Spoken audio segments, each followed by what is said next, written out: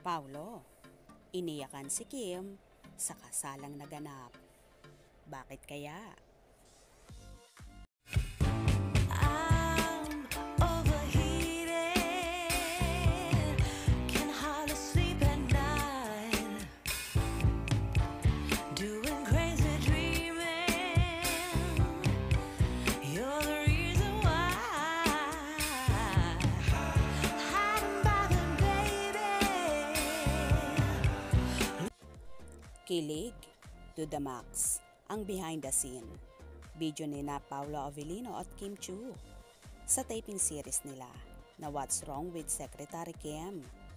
Nagulat naman ang mga netizen nang maiyak si Paolo sa nasabing BTS video na inilabas ng streaming app na View. Sa ilang beses nga raw na gumawa ng nuptial scene si Paolo ay ngayon lang daw naiyak ang kapamilya aktor. Pau, ilang beses ka nang kinasal sa past projects mo at sa mga rap scenes ng show mo, pero bakit ka naiyak sa What's Wrong with Secretary Kim? May isang fanay tuloy ang nag-reply sa nasabing post sa X, dating Twitter. Kasi love niya si Kim. Hindi fake ang pinapakita niya dito from start to end ng series.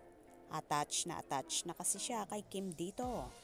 Dahil sa series na to, mas naging close sila.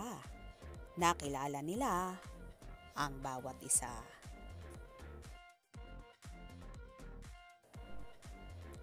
Kahit nga raw in character, sina Kim at Paolo bilang Secretary Kim at BMC ay makikita mo raw na parang totohanan na ang pagmamahal nila sa isa't isa. Hindi na Kim Don. Eto, kasi Kim Pao, off-cam moments na. Hu. Grabe, ramdam mo yung pagmamahal nila sa isa't isa.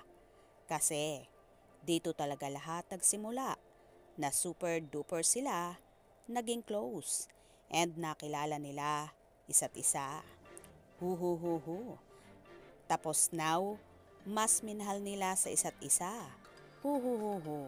Say pa ng isang Kim Pao fan.